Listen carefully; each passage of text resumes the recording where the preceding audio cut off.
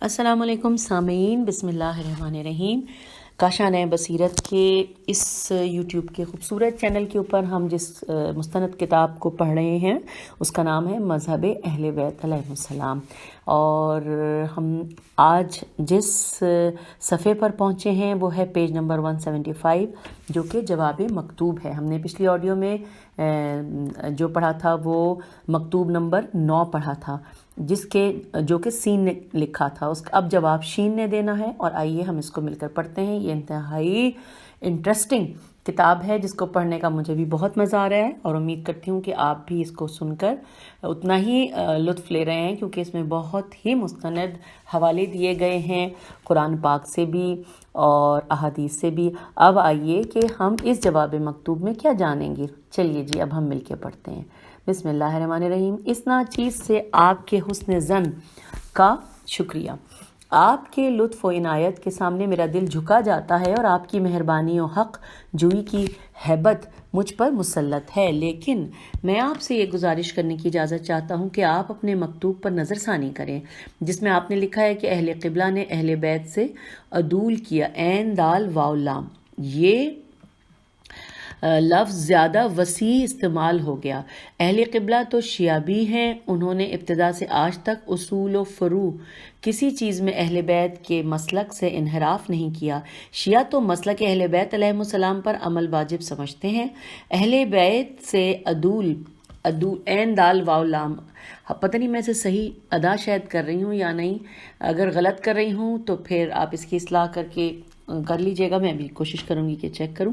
اہل بیت سے عدول رؤسائے ملت نے کیا، جبکہ نص نون سواد کے ہوتے ہوئے صاف صاف تصریح خلافت و امامت کے متعلق ہوتے ہوئے امیر المومنین علیہ السلام کو حق خلافت سے محروم کیا گیا، اور اصول و فروع میں اہل بیت علیہ السلام کو چھوڑ کر دوسرے مرکز بنائے گئے، اور کتاب و سنت کی مصالح کے لحاظ سے تعویلیں کی گئیں۔ امامت ائمہ سے عدول کرنا ہی سبب ہوا کہ فروع میں بھی ان سے علیحدگی اختیار کی جائے۔ قطع نظر کیجیے ان نصوص و ادلہ سے کہ جن سے اہل بیت علیہ السلام سے تمسک کرنا واجب ثابت ہوتا ہے۔ صرف اہل بیت علیہ السلام کے علم و عمل اور تقوی کو دیکھیے۔ امام اشعری اور ائمہ اربعہ کے مقابلے میں ان کی کیا کمی پائی گئی کہ اطاعت و اتباع کے معاملے میں اہل بیت پیچھے کر دیے گئے، اور یہ افراد قابل ترجیح سمجھے گئے۔ کون سا محکمہ انصاف ہے جو یہ فیصلہ کرے کہ اہل بیت علیہ السلام سے تمسک کرنے والے ان کی ہدایات پر چلنے والے گمراہ ہیں؟ اہل سنت کے لیے ایسا فیصلہ ناممکن ہوتا ہے۔ شین کا مطلب سمجھ گئے نا؟ اگر آپ شروع سے میرے ساتھ کتاب پڑھ رہے ہیں تو شین کا مطلب یہ ہے کہ جنہوں نے جواب دیا، جو جواب مکتوب ہوتا ہے اس کے آخر میں شین ہوتا ہے، اور جو مکتوب ہوتا ہے اس کے آخر میں سین ہوتا ہے، جو کہ شروع میں طے کیا گیا تھا۔ آئیے اب ہم پہنچ گئے ہیں مکتوب نمبر 10 کے اوپر، اور اب ہم اس کو پڑھتے ہیں کہ یہ ہمیں کیا بتاتا ہے۔ مکتوب نمبر 10 اور صفحہ نمبر 176 ہے۔ جی آئیے پڑھتے ہیں۔ واقعہ یہ ہے کہ پیروان اہل بیت علیہ السلام کو ازرو عدل و انصاف گمراہ کہا ہی نہیں جا سکتا، اور نہ ائمہ اہل بیت علیہ السلام دیگر ائمہ سے لائق پیروی و اقتداء ہونے میں کسی طرح کم تھے۔ جس طرح ائمہ اربعہ میں سے کسی امام کی تقلید کر کے انسان بری ذمہ ہو سکتا ہے، اسی طرح ائمہ اہل بیت علیہ السلام کی پیروی کر کے بھی۔ اگلا پیراگراف ہے، بلکہ یہاں تک کہا جا سکتا ہے کہ ائمہ اہل بیت علیہ السلام بنسبت ائمہ اربعہ وغیرہ کے اتباع و پیروی کے زیادہ سزاوار ہیں، اسی لیے کہ ائمہ اثنا عشر کا مسلک و مذہب، اصول و فروع سب میں ایک ہے، ان میں باہم کوئی اختلاف نہیں، سب کی نگاہ ایک ہی مرکز پر مرکوز ہوئی اور اسی پر سب کے سب متفق رہے، برخلاف ائمہ اربعہ وغیرہ کہ ان کا باہمی اختلاف دنیا جانتی ہے، اور یہ ظاہر ہے کہ 12 شخص غور و فکر کر کے ایک نتیجے پر پہنچیں، ایک رائے قائم کریں، اور اکیلا ایک شخص دوسری رائے قائم کرے تو اس 12 کے متفقہ فتوے کے مقابلے میں اس ایک اور اکیلے کا فتویٰ کوئی وزن نہ رکھے گا۔ اس میں تو کسی منصف مزاج کو عذر نہ ہونا چاہیے۔ ہاں ایک بات ہے، ناسبی خیال کے لوگ آپ لوگوں کے مذہب کو مذہب اہل بیت علیہم السلام ماننے میں تعامل کرتے ہیں۔ میں آپ سے درخواست کروں گا کہ آپ آگے چل کر اس پر روشنی ڈالیں کہ مذہب تشیع مذہب اہل بیت علیہم السلام ہی ہے، انہی حضرات سے ماخوذ ہے۔ فی الحال میری گزارش ہے کہ آپ لوگ حضرت علی علیہ السلام کی امامت و خلافت پر جن نصوص نون صاد واو صاد نصوص کے مدعی ہیں وہ نصوص صاف صاف ذکر فرمائیں۔ اور یہاں پر سامعین مکتوب ختم ہو گیا کیونکہ اس کے آخر میں سین لکھا ہوا گیا اور ہم پیج 177 پر ہیں، ہم نے پڑھ لیا 178 پر آئے۔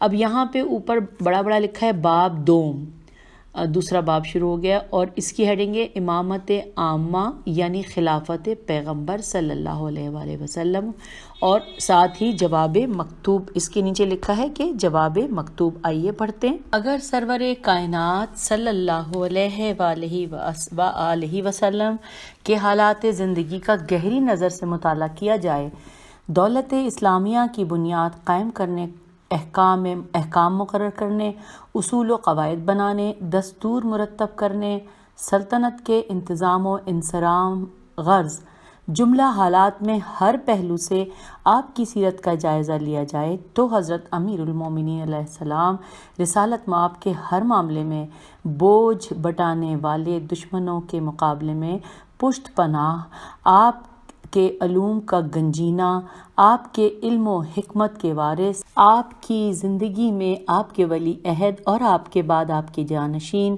اور آپ کے تمام امور کے مالک کو مختار نظر آئیں گے۔ اول یوم بعثت سے پیغمبر صلی اللہ علیہ وآلہ وسلم کی رحلت کے وقت تک سفر میں، حضر میں، اٹھتے بیٹھتے آپ کے افعال، آپ کے اقوال کی چھان بین کی جائے تو حضرت علی علیہ السلام کی خلافت کے متعلق بکثرت صاف و تصریح حد تواتر تک پہنچے ہوئے واضح نصوص ملیں گے۔ حضرت صلی اللہ علیہ وآلہ وسلم نے ہر محل پر اپنی رفتار و گفتار، کردار اور ہر ممکن ذریعے سے اپنی جانشینی کے مسئلے کی وضاحت کر دی تاکہ کسی کے لیے تعامل کی گنجائش نہ رہ جائے۔ اب سامعین ہم پیج 179 پر ہیں اور جو ہیڈنگ ہمارے سامنے ہے وہ ہے دعوت عشیرہ کے موقع پر پیغمبر صلی اللہ علیہ وآلہ وسلم کا خلافت امیر المومنین علیہ السلام پر نصب فرمانا، نون صاد۔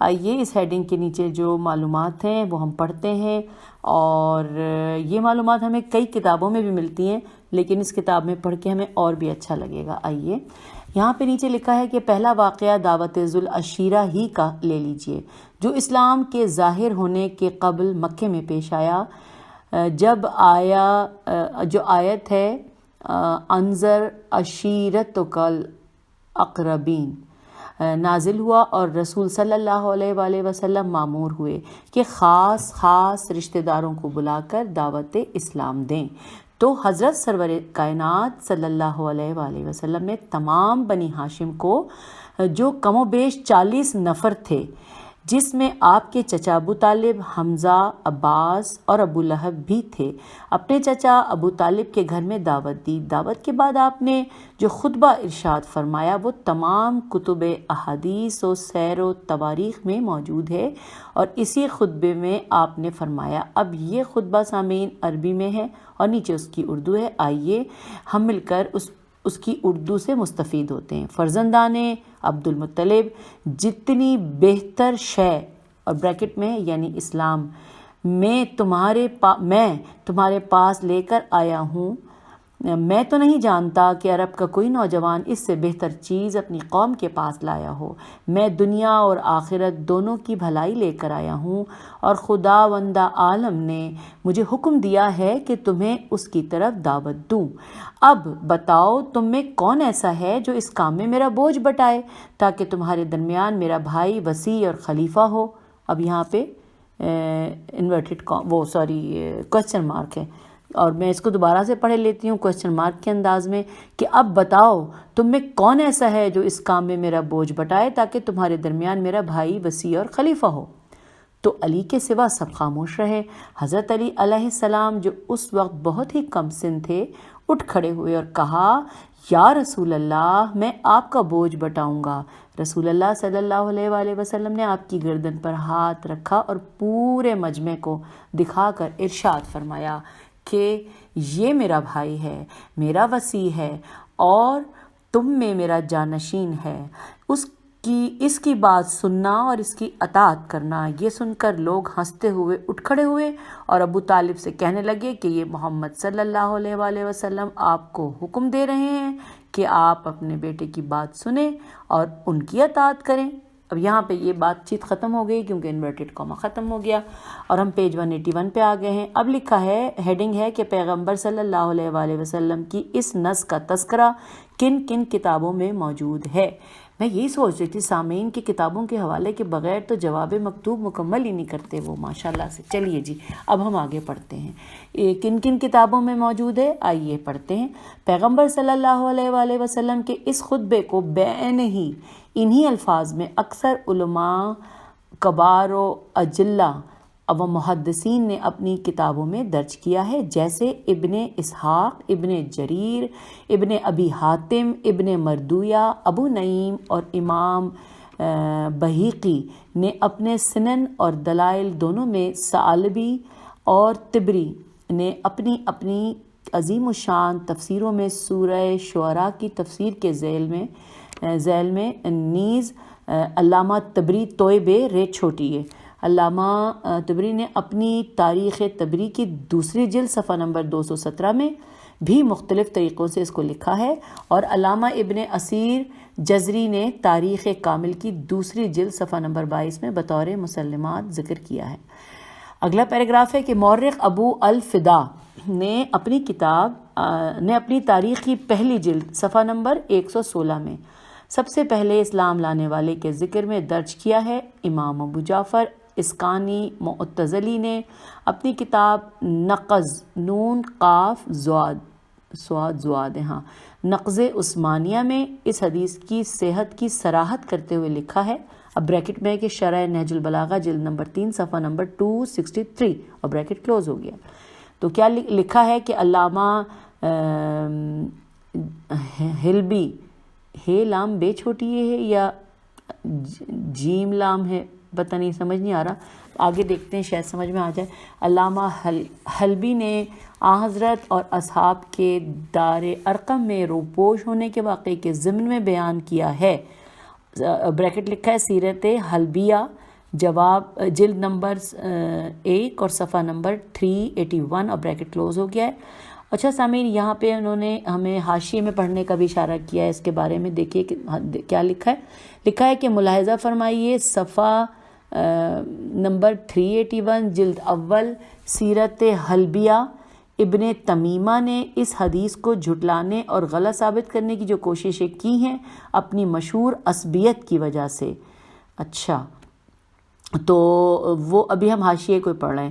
وہ درخور اعتنا نہیں، اس حدیث کو مصر کے سوشلسٹ ادیب محمد حسین ہیکل نے بھی لکھا ہے۔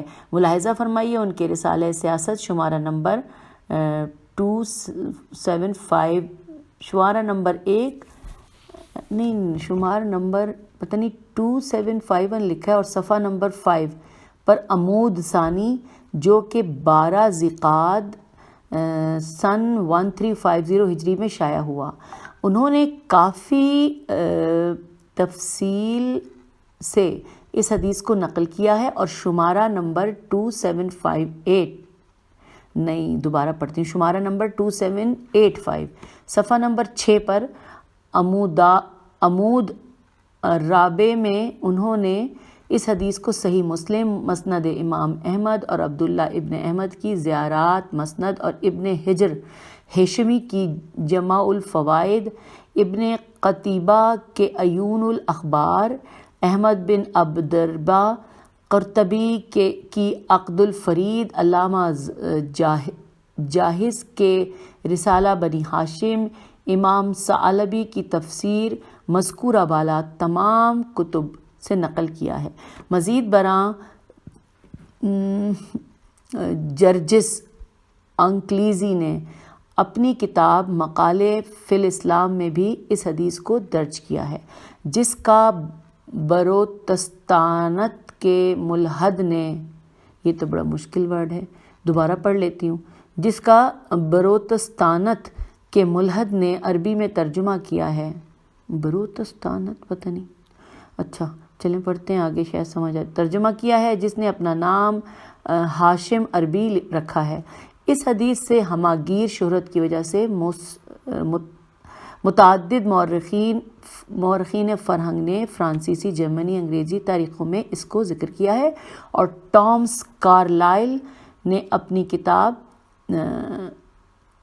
ابطال میں مختصر کر کے لکھا ہے۔ تو یہ ہم نے سارا حاشیے میں جو لکھا تھا وہ پڑھ لیا، یہ کہ اب ہم آگے چلتے ہیں کہ اس سے آگے لکھا ہے کہ ان کے علاوہ تھوڑے بہت لفظی تغیر کے ساتھ مگر مفہوم و معنی کے لحاظ سے بالکل ایک ہی مضمون بطور اعیان اہل سنت اور ائمہ احادیث نے اپنی اپنی کتابوں میں اس واقعے کو تحریر کیا ہے، جیسے علامہ طحادی اور ضیاء مقدسی نے مختارہ اور سعد بن منصور نے سنن میں تحریر کیا ہے۔ یہ پیراگراف ختم ہوا ہے، آگے چلتے ہیں۔ لکھا ہے کہ سب سے قطع نظر امام احمد نے اپنی مسند جلد اول صفحہ نمبر 159 پر حضرت علی سے روایت کی ہے، پھر اسی جلد کے صفحہ نمبر 331 پر ابن عباس سے بڑی عظیم الشان حدیث اس مضمون کی روایت کی ہے، جس میں حضرت علی علیہ السلام کی 10 ایسی خصوصیتیں مذکور ہیں جن کی وجہ سے حضرت علی علیہ السلام اپنے تمام ماں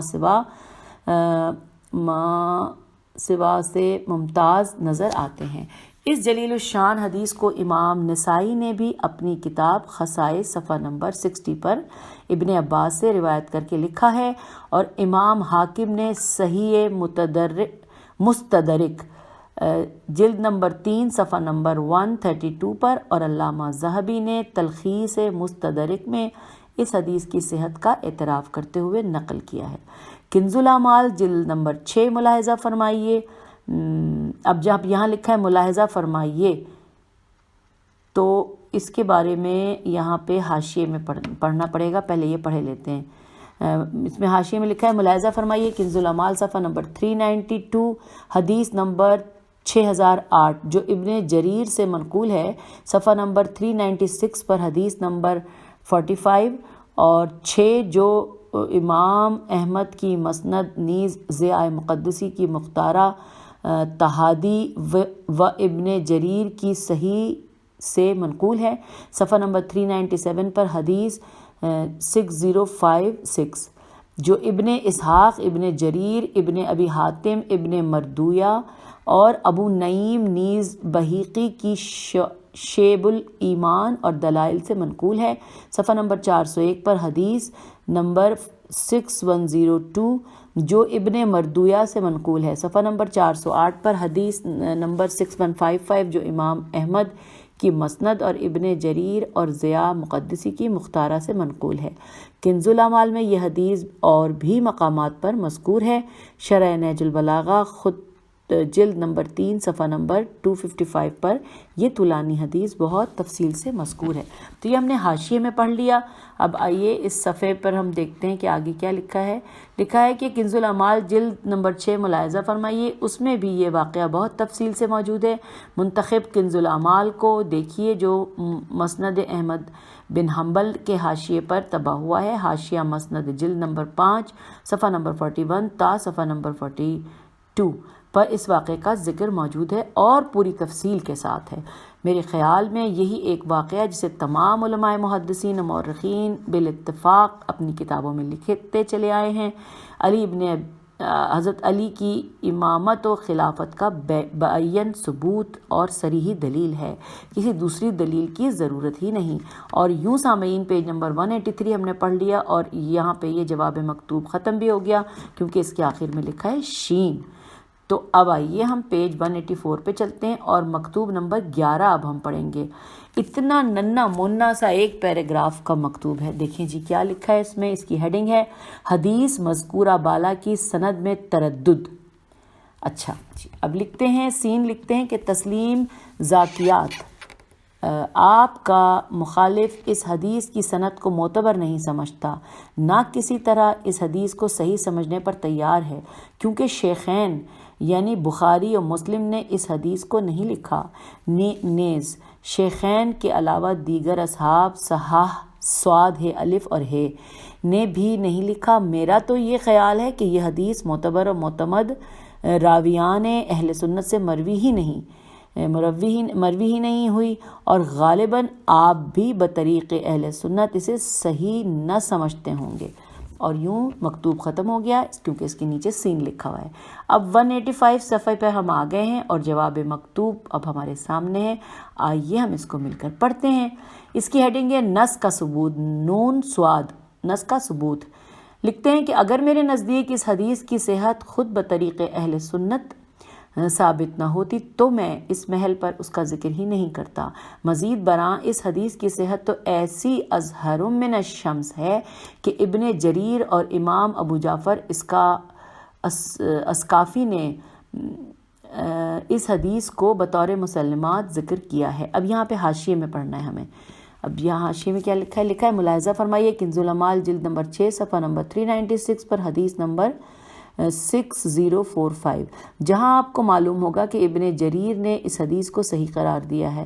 حاشیہ مسند احمد حنبل جلد نمبر 5 صفحہ نمبر 73 پر منتخب کنز الاعمال میں بھی آپ کو معلوم ہوگا کہ ابن جریر نے اس حدیث کو صحیح قرار دیا ہے۔ امام ابو جعفر اسکافی نے تو اس حدیث کو بڑی پختگی کے ساتھ صحیح قرار دیا ہے۔ ملاحظہ فرمائیے ان کی کتاب نقض نون قاف زواد نقض عثمانیہ شرح نہج البلاغہ جلد نمبر 3 اور صفحہ نمبر 363۔ تو یہ ہم نے حاشیے میں پڑھ لیا، اب ہم آگے چلتے ہیں۔ لکھا ہے کہ یہ جملہ دوبارہ پڑھ لیتے ہیں نا حاشیہ سے جس سے شروع کیا تھا۔ مزید برآں اس حدیث کی صحت تو ایسی اظہر من الشمس ہے کہ ابن جریر اور امام ابو جعفر اسکافی نے اس حدیث کو بطور مسلمات ذکر کیا ہے، اور کبار محققین اہل سنت نے اس حدیث کو صحیح قرار دیا ہے۔ اس حدیث کی صحت کا مختصراً آپ اسی سے اندازہ کر لیجئے کہ اصحاب صحاح صاد ہے الف ہے جن ثقہ اور معتبر راویوں کی روایت سے استدلال کرتے ہیں اور آنکھ بند کر کے بڑی خوشی سے جن کی روایتوں کو لے لیتے ہیں، انہی معتبر و ثقہ راویوں کے طریقوں سے اس حدیث کی صحت ثابت ہے۔ اس حدیث کی روایت انہی معتبر و موثق اشخاص نے کی ہے جن کی روایت کردہ حدیثیں صحاح میں موجود ہیں۔ اب ہم پیج 186 میں پہنچ گئے ہیں اور اس صفحے میں حاشیے میں بہت سارا لکھا ہوا ہے جبکہ واقعی تھوڑا ہے۔ آئیے ہم شروع کرتے ہیں اور پھر حاشیے میں خوب سارا پڑھیں گے۔ مسند احمد بن حنبل جلد اول صفحہ نمبر 111 ملاحظہ کیجیے، انہوں نے اس حدیث کو اسود بن عامر سے، اب اسود جہاں لکھا ہے اس کے بارے میں حاشیہ پڑھنا ہے۔ لکھا ہے امام بخاری و مسلم دونوں نے اس کی حدیث سے احتجاج کیا ہے، یعنی اسود بن عامر سے احتجاج کیا ہے۔ شین این بہ شعبہ نے امام بخاری و امام مسلم دونوں کی صحبت میں اسود سے روایت کر کے حدیث بیان کرتے ہوئے سنا، اور عبدالعزیز بن ابی سلمہ نے امام بخاری کو ان سے روایت کرتے ہوئے، اور زہیر بن معاویہ اور حماد بن سلمہ نے امام مسلم کو ان سے روایت کرتے ہوئے سنا۔ صحیح بخاری میں محمد بن حاتم بزی کی ان سے روایت کی ہوئی حدیث موجود ہے، اور صحیح مسلم میں ہارون بن عبداللہ اور ناقد اور ابن ابی شیبہ اور ابو زہیر کی ان سے روایت کردہ حدیثیں موجود ہیں۔ تو یہ ہم نے حاشیے میں یہ پڑھ لیا۔ اب ہم دوبارہ سے اوپر چل رہے ہیں کہ میں دوبارہ سے نا سامعین اس جملے کو پڑھ دیتی ہوں کیونکہ اس جملے میں 3 بار ہمیں حاشیے میں جانا ہے۔ اب جملہ پھر سے پڑھتی ہوں۔ مسند احمد بن حنبل جلد اول صفحہ نمبر 11 ملاحظہ کیجیے، انہوں نے اس حدیث کو اسود بن عامر سے، اب اسود بن عامر کے بارے میں ہم نے پڑھ لیا، آگے چلتے ہیں، اور انہوں نے شریک سے، اب شریک کے اوپر بھی انہوں نے کہا ہے جا کے پڑھیں، اور اس کے بعد آگے جملہ یہ ہے کہ انہوں نے شریک سے اور انہوں نے آمش سے، اور آمش کے اوپر بھی ہم نے پڑھنا ہے، اور اس سے آگے انہوں نے منہال سے، منہار کے بارے میں بھی حاشیے میں پڑھنا ہے سے، اور انہوں نے عباد بن عبداللہ اسدی سے، اور یہ بھی ہم نے پڑھنا ہے۔ تو چلیے ہم سب سے پہلے پڑھتے ہیں، اب میں یہ جملہ دوبارہ پڑھ کے سناؤں گی آپ کو، ٹھیک ہے نا؟ ابھی ہم نے پہلے نمبر اسود بن عامر کے بارے میں پڑھ لیا، اب انہوں نے شریک سے، شریک کے بارے میں کیا ہے لکھا ہے؟ شریک کے بارے میں لکھا ہے کہ امام مسلم نے ان حدیثوں سے اپنے صحیح مسلم میں احتجاج کیا ہے، جیسا کہ ہم نے صفحہ نمبر 137 پر ان کے تذکرے کے ضمن میں وضاحت کی ہے۔ بس یہ ہے، اس سے آگے چلتے ہیں جی۔ حاشیہ ہم نے پڑھ لیا نمبر 2 جو ہم نے شریک کے بارے میں پڑھنا تھا۔ اچھا، شریک سے اور انہوں نے آمش سے، آمش کے بارے الف عین میم شین، ان کے بارے میں پھر ہمیں حاشیے میں جا کے دیکھنا ہے۔ آمش کے بارے میں لکھا ہے، ان سے امام بخاری و مسلم دونوں نے اپنے اپنے صحیح میں احتجاج کیا ہے، جیسا کہ ہم نے صفحہ نمبر 134 پر وضاحت کی ہے۔ بس یہ اتنا سا تھا حاشیے میں۔ اب اگلا ہم نے حاشیے میں پڑھنا ہے کہ انہوں نے آمش سے اور انہوں نے منہال سے۔ اب منہال کے اوپر پھر ہم نے پڑھنا ہے۔ منہال کے بارے میں نیچے لکھا ہے کہ امام بخاری نے ان سے احتجاج کیا ہے، ملاحظہ ہو صفحہ نمبر 166، ٹھیک ہے؟ تو 166 تو ہم نے پڑھ لیا نا، تو وہ دوبارہ سے سن لیجیے گا جا کے۔ اچھا جی، اب پھر ہم اوپر آ گئے، حاشیے کو پڑھ لیا تھا، منہال سے اور انہوں نے عباد بن عبداللہ اسدی سے۔ چلیے عباد بن عبداللہ کے بارے میں بھی پڑھنا ہے۔ لکھا ہے کہ ان کا سلسلہ نسب یہ ہے کہ عباد بن عبداللہ بن ظہیر بن عوام قرشی اسدی، ان سے بخاری و مسلم دونوں نے اپنے اپنے صحیح میں احتجاج کیا ہے۔ انہوں نے ابو بکر کی دونوں صاحبزادیوں عائشہ اور اسماء سے حدیثیں سنی۔ صحیح بخاری و مسلم میں ان سے ابی ملیکہ اور محمد بن جعفر بن زبیر اور حشام و عروہ کی روایت کردہ حدیثیں موجود ہیں۔ تو یوں ہم نے حاشیے میں لکھی ہوئی ساری چیزیں پڑھنی ہیں۔ اب میں سامعین، اب ہم اپنی ساری اس پیراگراف کو دوبارہ سے پڑھے لیتے ہیں تاکہ کوئی کمی نہ رہ جائے۔ آپ دوبارہ سے سنیے۔ مسند احمد بن حنبل جلد اول صفحہ 111 ملاحظہ کیجئے، انہوں نے اس حدیث کو اسود بن عامر سے، انہوں نے شریک سے، انہوں نے آمش سے، انہوں نے منہال سے، انہوں نے عباد بن عبداللہ اسدی سے، اور انہوں نے حضرت علی علیہ السلام سے مرفوعاً روایت کر کے لکھا ہے۔ اس سلسلے میں اسناد کے کل راوی مخالف ان کے نزدیک حجت ہیں، اور یہ تمام کے تمام رجال صحابہ ہیں۔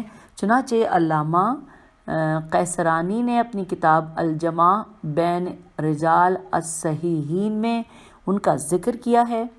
لہٰذا اس حدیث کو صحیح ماننے کے سوا کوئی چارہ کار ہی نہیں ہے، اور اس کے علاوہ یہ حدیث صرف اسی طریقہ و سلسلہ اسناد سے نہیں بلکہ اور بھی بے شمار طریقوں سے مروی ہے، اور ہر طریقہ دوسرے طریقے کا معید ہے۔